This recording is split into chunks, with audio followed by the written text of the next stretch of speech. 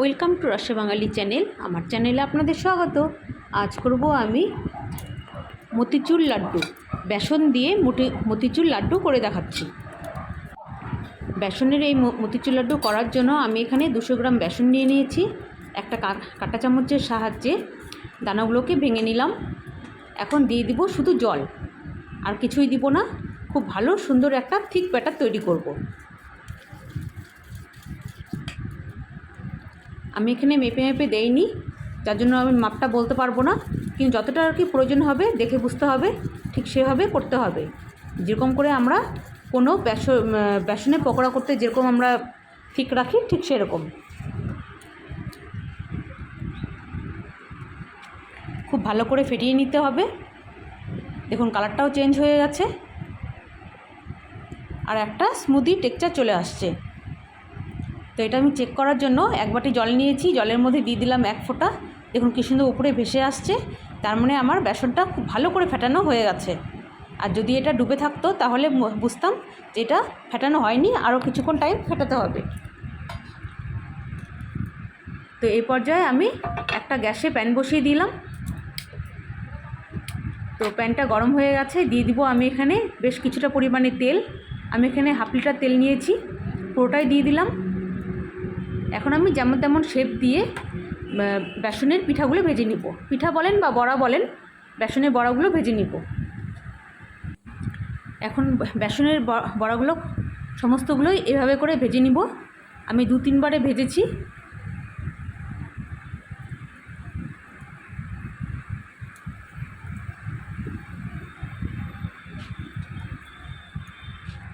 এক সাইড হয়ে গেছে, উল্টে দিলাম।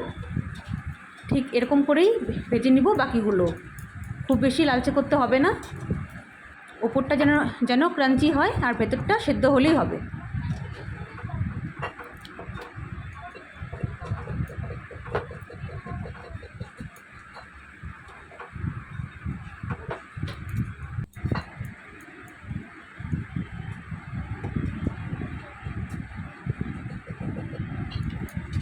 সমস্ত বেসনের ব্যাটারগুলো ভেজে নিয়েছি, এখন নামিয়ে নিচ্ছি।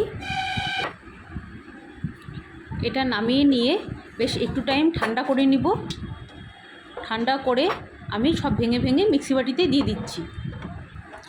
মিক্সি বাটিতে দিয়ে ঠিক একটা দানাদার গুঁড়ো তৈরি করতে হবে, ঠিক যেমনটা হচ্ছে ব্রেড গামস হয়, ঠিক সেরকম।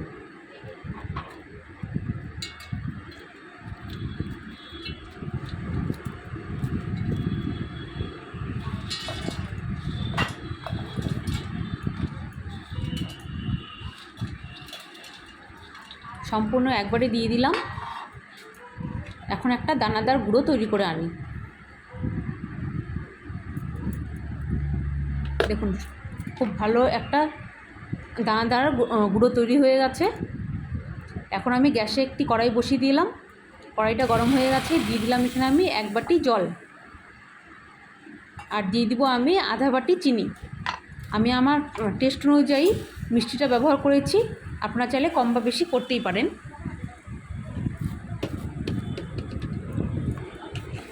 বাটিটা ধুয়ে জলটা দিয়ে দিলাম। এখন আমি দিয়ে দিব 2-3টি এলাচ থেতো করে। আপনারা চাইলে এলাচি গুঁড়োও ব্যবহার করতে পারেন। এখন খুব ভালো করে ফুটিয়ে নিব। দেখুন একটু দানা নেই, চিনি আর নাই এর ভেতরে।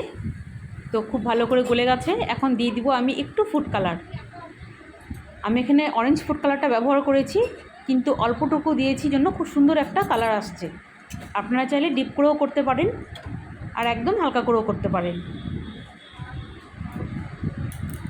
এখন এটা জাল দিয়ে খুব ভালো করে একটা শিরা তৈরি করতে হবে, বেশ একটু গাঢ় গাঢ় করে, যেন একতার হয় এরকম দেখে একটা গাঢ় গাঢ়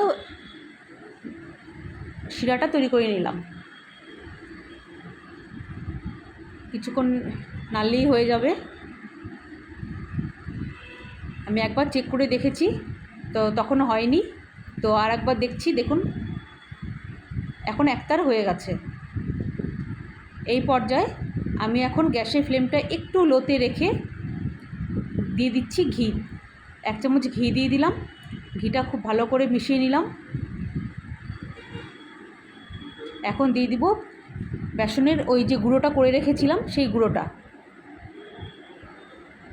খুব ভালো করে মিশিয়ে নিতে হবে শিরার সঙ্গে, যেন একটুও বাকি না থাকে, শুকনো না থাকে, খুব ভালো করে মিশিয়ে নিতে হবে। দেখুন একদম হালকার উপরে কালারটা এসেছে, খুব সুন্দর লাগছে। আপনারা চাইলে ডিপ করেও করতে পারেন। এই নাড়তে চাড়তে যে শিরাটা আছে একদম শুকিয়ে যাবে। যখন দেখবেন শিরাটা একদম শুকিয়ে গিয়ে কড়াই থেকে ছেড়ে আসছে, সেই পর্যায়ে আমি নামিয়ে নিব। তো বেসনের গুঁড়োটা লেগেছিল কিছুটা মিক্সি বাটিতে, সেটা আমি দিয়ে দিলাম। এখন খুব ভালো করে নেড়ে চেড়ে একদম শুকনো করে নিচ্ছি।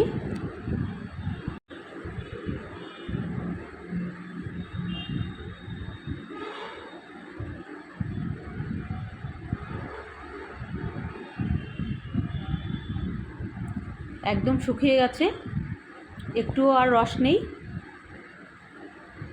রসটা পুরো বেসনটা টেনে নিয়েছে। তো হয়ে গেছে, এখন আমি নামিয়ে নিব। আর দুই একবার নাড়াচাড়া করে নামিয়ে নিচ্ছি থালায়।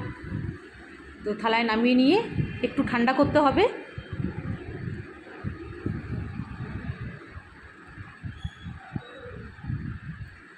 একটু ছড়িয়ে ছড়িয়ে দিয়ে ঠান্ডা করে নিতে হবে।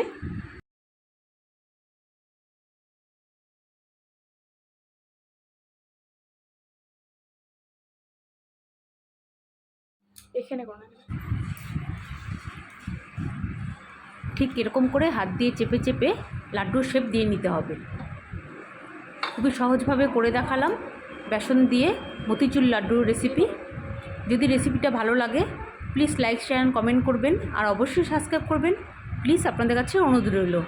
আর এরকম নতুন নতুন ভিডিও পাওয়ার জন্য, নতুন নতুন রেসিপি দেখার জন্য আমার চ্যানেলটা সাবস্ক্রাইব করে নেবেন। ফেসবুকে দেখে থাকলে ফলো করবেন, ইউটিউবে দেখে থাকলে সাবস্ক্রাইব করবেন। যদি রেসিপিটা ভালো লাগে please like share and comment করবেন, আর অবশ্যই সাবস্ক্রাইব করবেন প্লিজ। আপনাদের কাছে অনুরোধ রইল। সমস্ত বেসনের লাড্ডুগুলো আমি রেডি করে নিলাম। এখন আমার মেয়ে একটা করে কিশমিশ লাগিয়ে দিচ্ছে। আপনারা চাইলে অন্য অন্য ড্রাই ফ্রুটও ব্যবহার করতে পারেন, যেরকম কাজু বাদাম হোক বা পেস্তা হোক, এগুলোও ব্যবহার করতে পারেন। দেখুন কত সুন্দর হয়েছে দেখতে, খেতেও কিন্তু খুবই সুন্দর হয়েছে, খুবই টেস্টি হয়েছে। আপনারা বাড়িতে এরকম করে বানিয়ে দেখতে পারেন, খেতে খুবই ভালো হয়। তো রেসিপিটা ভালো লাগলে please like share and comment করবেন, আর অবশ্যই সাবস্ক্রাইব করবেন প্লিজ। আপনাদের কাছে অনুরোধ রইল। আপনারা ভালো থাকুন, সুস্থ থাকুন, দেখা হবে নতুন অন্য কোনো ভিডিওর সঙ্গে। উপরে দিকে